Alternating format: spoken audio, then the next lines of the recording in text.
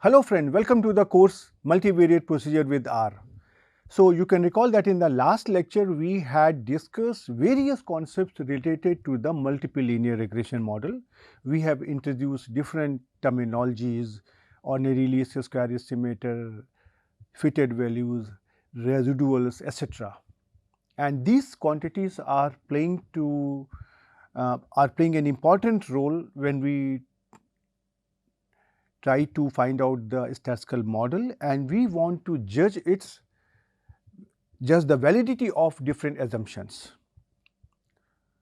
But surely when you get real data, you cannot compute those values so easily because the data may be too big and it may take a longer time. So we try to take the help of software.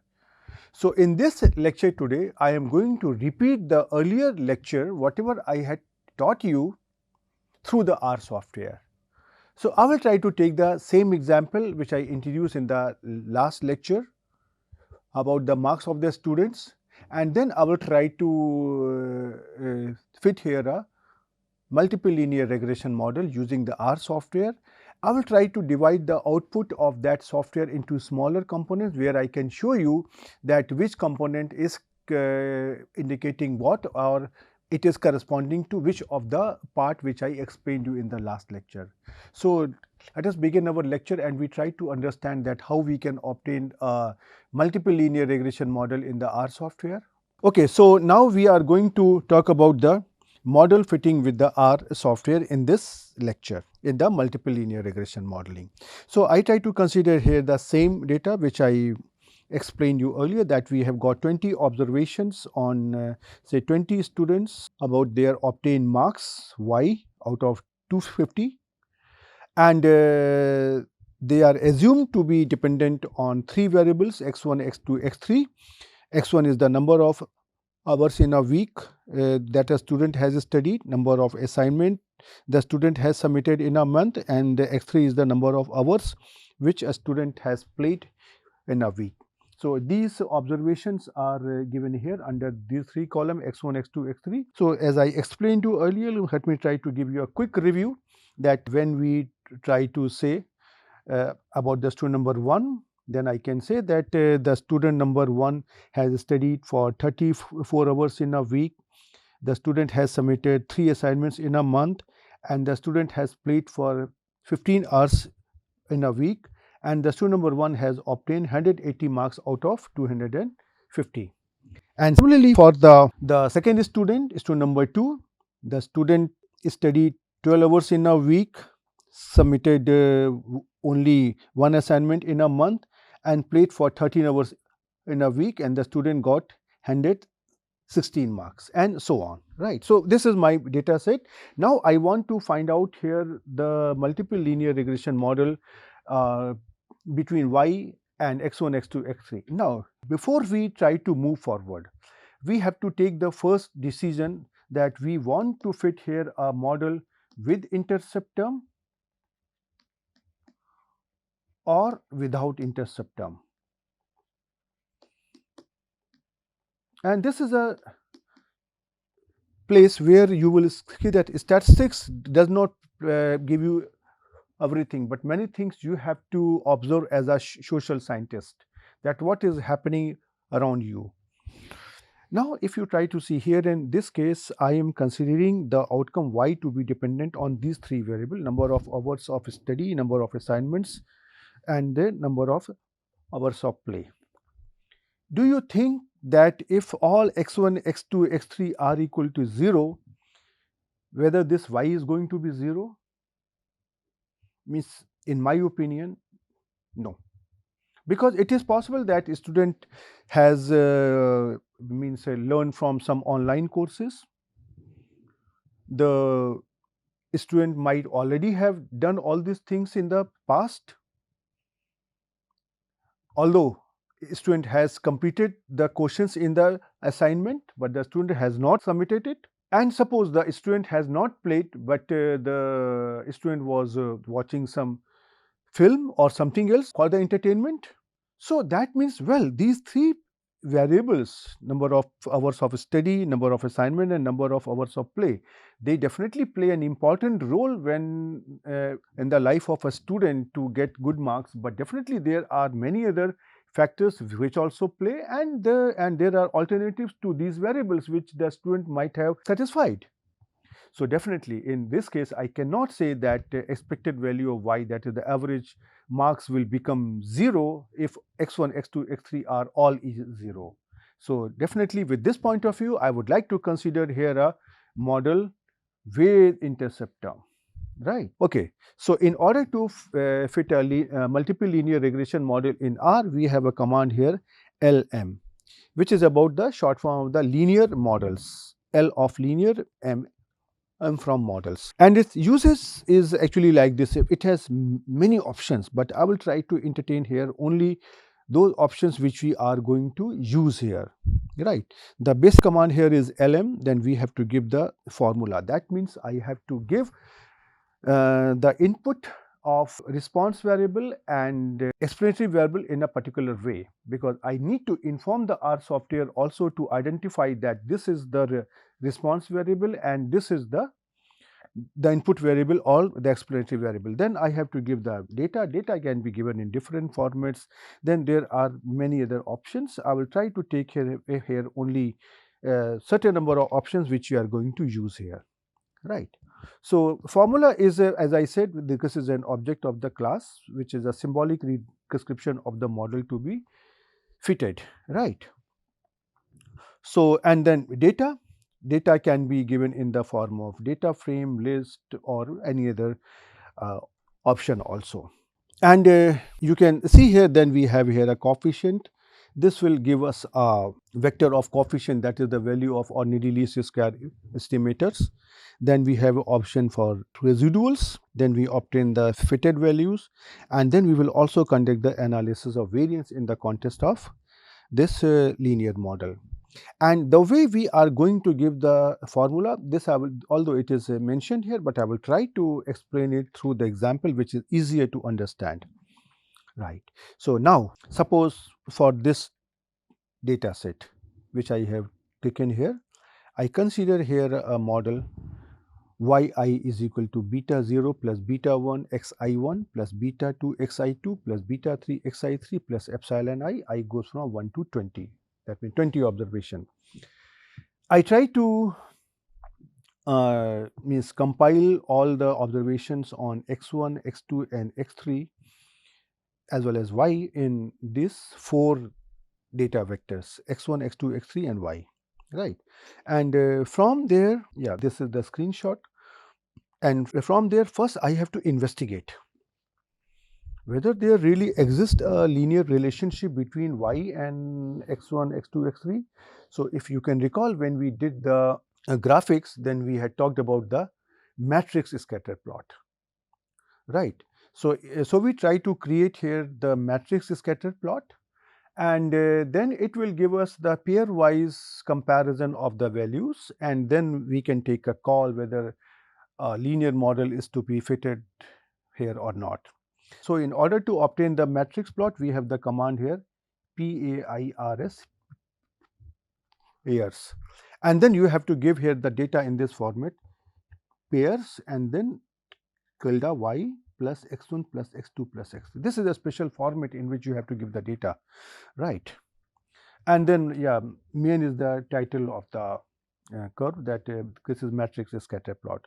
So if you try to now look at this graph, first you try to look at this diagonal elements, right? So it is like here something on the, say here, y axis. These are the y, x1, x2, x3 variables. On the x axis also we have here y, x1, x2 and here x3. So if you try to see on the diagonal elements, they are trying to give you the graphics between their own variables, right? So for example, this here at 1, it is trying to give you the graphics y between y, and in the here box number 2, it is trying to give you here the graphic between x1 and x1. In box number 3, it is trying to give you here the graphic between x2 and x2, and in box number 4 it is trying to give you the graphic between x3 and x3. And now if you try to look in the off diagonal elements, one, if you try to see here in the box number here 5, box number here is y on the y on this axis, and here this is x1. So it is trying to give you here the idea that what is the trend between y and x1, that how it, so you can see here this is like nearly there is a linear trend. You see 100% linearity is very difficult to obtain in real life, and yeah, and so but we try to partition it into different components and then we try to take a conclusion, right? So and similarly is the off diagonal elements. You can see here this is the same as here 5, because it is trying to give you here the relationship between say here x1 and here y. So yeah, means so we need to investigate only the off diagonal elements either on the upper diagonal or on the lower diagonal, right? So I will simply try to mark here the box number so that you can understand that these two boxes are giving us the same information. The only thing is this,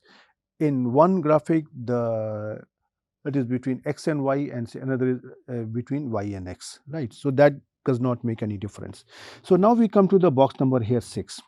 You can see here it is not so easy to see that whether there is a linear trend or not, right? So we try to just leave it at the moment. Yeah, if you want you can say here this type of line can be there, but it is very difficult to say whether line is like this or like this, right? And you can see here this is here the same box number 6 on the lower diagonal also. Now we come to here box number here 7. You can see here this is the relationship between here, say here y and here x3, right? And you can see here this is here this type of line is going on. So you can see that approximately there is a linear trend, right? So and the same thing is happening here also in box number 7. So you can see here from box number 5, this is the relationship between y and x1, which is linear, almost linear. Box number say here 6, which is the relationship between y and x2, it is, I cannot say very clearly what is happening, but in box number 7 this relationship is nearly linear. That's a good linear trend, right? So using this row I can see here that how is the relationship between y and individually xi's. But then remember your basic objective was to have the relationship between y and x1, x2, x3, joint relationship of x1, x2, x3 with y should be linear. So now it is the experience and our capability to decide whether we want to move ahead with the linear model or not. And remember one thing, this matrix scatter plot is trying to give the scatter plot between y and individual xi's, and yeah, scatter plot may be non-linear, but the model may be linear, because the model is said to be linear when it is linear in the parameter. So don't depend only on the graphics, but also try to use your statistical knowledge to decide whether there can be a linear model or a non-linear model. So that is my sincere advice to you all. And so now we try to take a final call. Okay, it looks that at least 2 variables are linear and third may also be linear with respect to y. So that is why we will go ahead and we would try to fit here a linear regression model. Now, before I try to move forward, let me try to show you here what other boxes are trying to give you the information. Do you remember that you had made one assumption that rank of x is equal to k? That means all x1, x2, xk, they are independently distributed. So now if you try to look into the here box number here 8, box number 8 is trying to give you here a plot between here x1 and here x2, and similarly here box number 9 is trying to give you here a plot between say here x1 and here x3, and same plot is obtained here in the lower diagonal matrix. So you can see here it appears that there is no trend and the values are really scattered. You see, 100% achieving the independence in is possible only in theory. In practice, you will always find some non-zero value of correlation coefficient, but a lower value of correlation coefficient can be considered as the variable are independent. So, you can see here these points are here, here, here, here like this, here, here like this. So, I can take them as nearly independent, right. So, similarly, if you try to look into here the last here case here box in the box number here 10. Right, this is also the plot between here x2 and here x3. So, you can see here the points are here like this, and so I can say that the points are nearly independent. So, and the same thing is happening in the lower diagonal matrix. So, this is how you are going to take the conclusion about the model assumptions, and there are many such graphical ways, right. As I said in the beginning, that graphical ways and this analytic tool, they work together. So, now I try to fit here my model on the basis of given set of data. My model here is yi is equal to beta 0 plus beta 1 xi 1 plus beta 2 xi 2 plus beta 3 xi 3 plus epsilon I, and my command here is lm. And now you can see here how I am trying to give here the formula.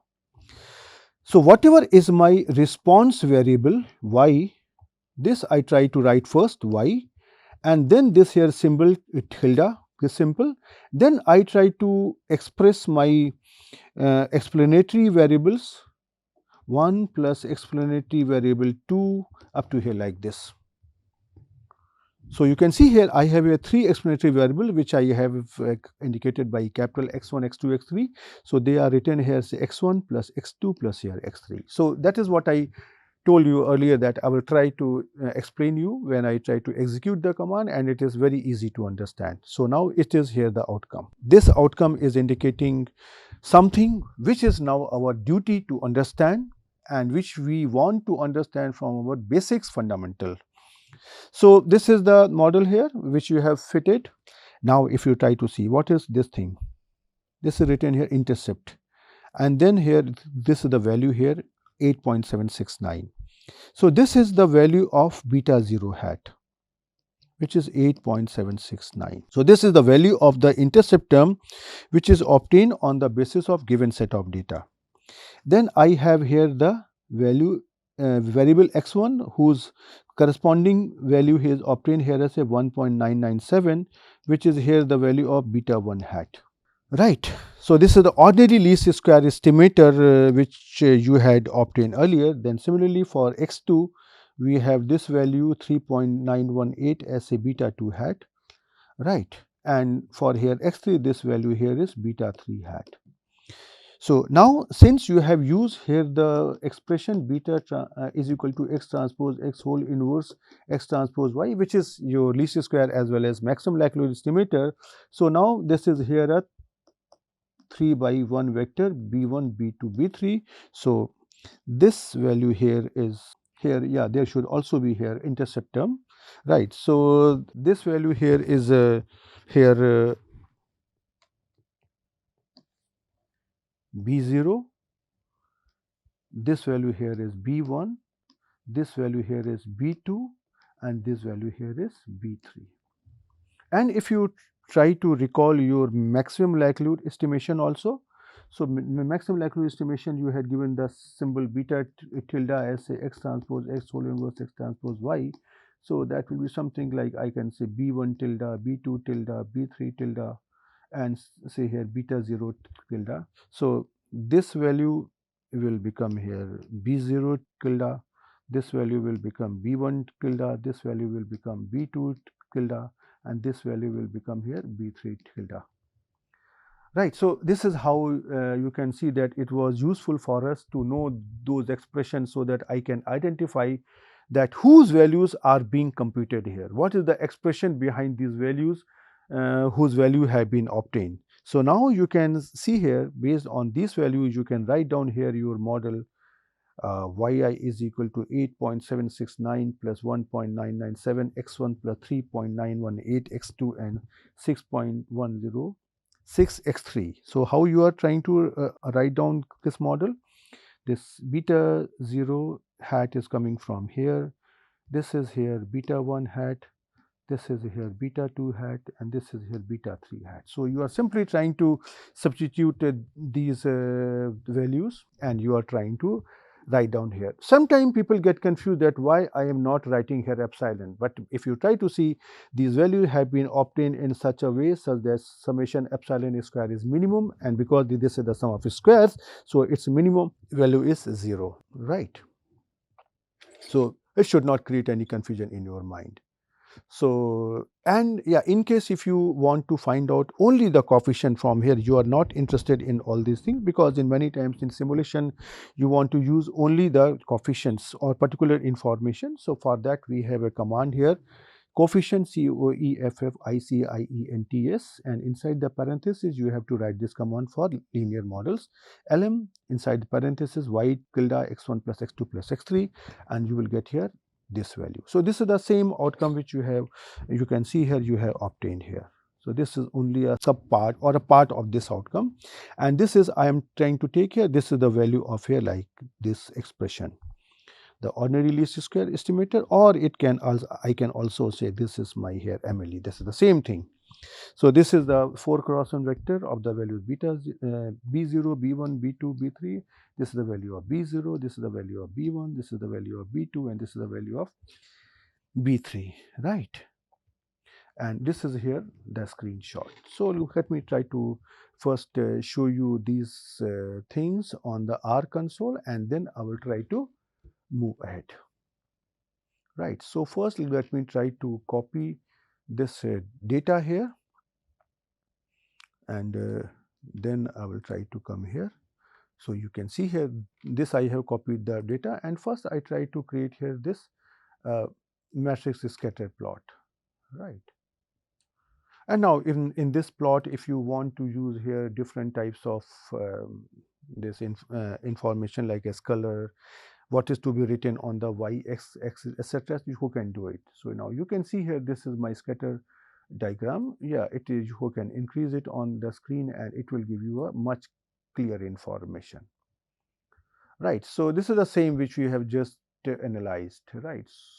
So now you should be confident that these things are working. Now if I try to write down here this command for obtaining the linear regression model, you can see here this is the same thing which I have obtained here, right? And you can see here this is formula is equal to here like this. So this is the only thing that there is a special way in which you have to write this formula, and that is precisely I told you that it is easier for me to explain you when I execute it. Now if I want to find out only the coefficients here, you can see here this is the outcome here, and you simply have to just write coefficients of LM y tilde x1 plus x2 plus x3, and you get here this information. You can see here this information and this information, that is here the same, right? So this is how you can obtain the model. Okay, now I try to come to my next topic which I had explained you during the last lecture. This is about the fitted values. So you can recall that once you have this model y equal to x beta plus epsilon, you had obtained the ordinary least square estimator like as b is equal to x transpose x whole inverse x transpose y. Then you try to obtain the fitted value of y for xb, right? So it is like this. If I try to say here, suppose my fitted model here is 2 plus 3x1, right? And suppose you have obtained here some value of here y1 and y2, and for a given value of here x, let me try to take here only 3x, right? So now this is the value which you have observed.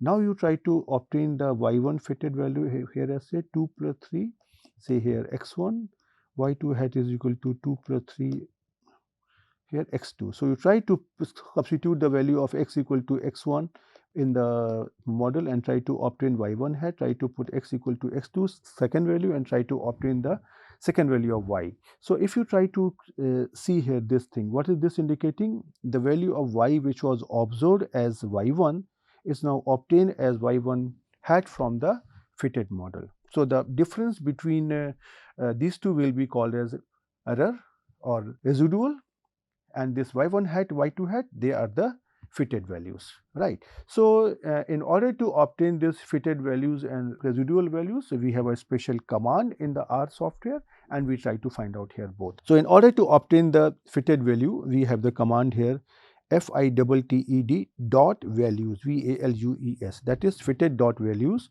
and inside the parenthesis you have to give the write down the same command for obtaining the linear model, that is LM inside parenthesis y tilde x1 plus x2 plus x3, and you can obtain here this thing. So you can see here there is 1, 2 up to here 20 observation, right? So this is the value of here y when your x1 was the first set of observations, x1, x2 and x3. So this is your here y1 hat. This is your here the value of y when you use the second set of observation. This is indicating here as a y2 hat. Now before I move forward, do you think that for example, if you try to see here, this value is 180 and 116. Now if I try to come to my original example here, this value is here given here as say y. So this value here is say here y1 hat. Now you have obtained, and this value you have obtained here as say y2 hat. Now if the difference between y1 hat and say here y1, and if y2 hat and y2 is small, then what do you expect? That your model is good. But if difference is large, so then you feel that the model is not bad. So if you try to see here, your observed values are 180 and 116, whereas what you have obtained them here, they are 180.0045 and 116.0273. So the difference is only 0.0045 and 0.0273 respectively in the first two values. It is not much, right? So I can see that okay, the values which you have obtained from the model, they are almost similar to what we had obtained in the real data. So now you can imagine that when this is happening for the known values, on the other hand, if you try to take some unknown values of x1, x2 and x3 and then try to find out the value of y, you can expect that when the difference between y and y hat is smaller in these 20 values, the same may continue in the next set of values where x1, x2, x3 are known but y is not known, and this is called as forecasting. So your forecasting depends on the estimated model. If your estimated model is good, then your forecasting, if the similar type of values continues in the future, that will also be good. So this is how we try to obtain the fitted values, and you can see here, this is here the screenshot of the same observation. But let me try to first also give you here this concept which I just explained you. You can recall that we had obtained the residual vector as a difference between y and y hat, that is the difference between fitted and observed values. So this was obtained here as a y minus xb, right? So if you want to obtain only the residuals, then you have the command here residuals inside parenthesis. You have to write down the expression lm inside the parenthesis y tilde x1 plus x2 plus x3, and you get here these values. So if you try to see what is happening, this for what is first value, this the difference between y1 minus y1 hat. How you had obtained the y1 hat? That was obtained by fitted value, right? So observed value difference fitted value. So you can see here this is very close to 0. Similarly, for the second observation also, this difference is pretty close to 0, and both are in the negative direction. But if you try to look at the third value, this difference is more than the difference in the first two observations, and similarly, somewhere you can see it is negative, somewhere it is positive, and so on. But if you try to take the average of all these one, so it is will be 0, and so you can expect that in the population this random errors will have almost a 0 value, and that is what we assume or indicated by our assumption expected value epsilon is equal to 0. So now you can see here this is the screenshot of the same thing, but let me try to show you these things first on the R console, right? So you can see here, if I try to write down here the fitted values here. So now you can see here, these are the fitted values what you have obtained from the model. And secondly, I try to obtain here these residuals. So for that, I try to use here the command here like this, and you can see here these values have been obtained without any problem. That is so straightforward. Right. So now we come to an end to this lecture. Yeah, I'm not saying that I have finished all the things what you have, what is to be done in the multiple linear regression modeling. There are many more things which I will try to take up in the next lectures. But if you try to see in this lecture what I did, that although the earlier lecture was pretty long, but whatsoever I explained you that was required to understand the output in this current lecture.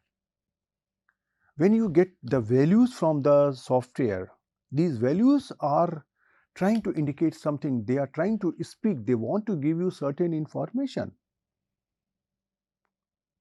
And what are these information? That is what we have to understand. For example, if I say, what is the meaning of this regression coefficients that we have obtained? Suppose I have obtained the regression model as say y is equal to say 2 plus 3x1 plus 4x2. So intercept term here is 2. Right. So this means that if I try to take the value of x1 and x2 to be 0, then the average value of y that will be observed is equal to the value of the intercept term what we have obtained from the software. Right. Similarly, if you have the value of beta 1 hat, suppose equal to here 2. So now what will happen here? Beta 1 hat is indicating the change in the value of, or the change in the average value of y when there is a unit change in the value of x1. That is the partial derivative of expected value of y with respect to x1. So if this is 2, that means if you try to make a change in the value of x1 by 1 unit, then the expected average change in the average value of y will be 2 units. So this is how we try to interpret it. Now, in case if the sign of the estimated regression coefficient is positive, suppose it is plus 2 x1. So this means the relationship between y and x1 is positive. If there is a 1 unit change in the value of x1, then the average change or average increase in the value of y will be 2 units. But on the other hand, so suppose my second variable has a coefficient -3, negative sign. This is indicating that the relationship between y and x3 is decreasing. That means if there is a 1 unit change in the value of x3, then the average expected change in the value of y will be 3 units and the values of y will decrease, they will become lower. So that is the indication of this plus and minus signs of this regression coefficient. So now if you try to see in this example, I have used the data without any scaling. x1 was used in its units, x2 was used in its units, so called. But now suppose there is a situation where I want to make this data set independent of the units. Then in that case, you can use the option of scaling. And for that, we already have done a command scale. So if you operate the scale on these values, then whatever scaling you want, whether the centering or only the means as credit score or something like this, you can choose it. That we already have done. But try to see that if the data is scaled, are you getting the same output or are you getting the same conclusion? it is not always possible that whatever the information which you are getting on the scale delta will be copied and pasted in the scale data also. It may or may not happen. So then you have to see how to interpret the data in the context of the real situation. Whatsoever happening with in the process, which of them is going to demonstrate in a better way? And then you try to decide. So that's why I always say that this data analysis cannot be done in a single shot, that data comes, you can do click, click, click, and you get the model. No, it's a recursive process. Many times you will see that some variables are not important. How to judge that we will try to discuss in the forthcoming lecture. But if you feel that the variables are not important, then you have to drop them, and then you have to recalculate these regression coefficient. For example, if you have taken here the variables x1, x2, x3, and then you have obtained the model, but if you try to consider only an x1, x2 and you drop x3, do you think that are you going to get the same model? Certainly not. The value of the regression coefficient estimator, like is B0, B1, B2, and the values of residuals, fitted value, they all will change. So we try to keep these experiments going on unless and until we get a model which is as close as possible to the data set what we have obtained, which is coming from the process. The process is trying to say something through the data set, and we have to understand the language of the process. As soon as our statistical model speaks the same thing what our process is trying to tell, we should be happy that we have got a good model. Now, how to judge it quantitatively, that we will try to discuss in the forthcoming lectures. But anyway, this is all about the statistical modeling. So you will understand and you will agree with me that a good model can be obtained by good practice and experience. The more you try to spend your time, try to understand, try to think, better statistical model you can obtain. So you try to practice it, and I will see you in the next lecture with some more topics on the multiple linear regression model. Till then, goodbye.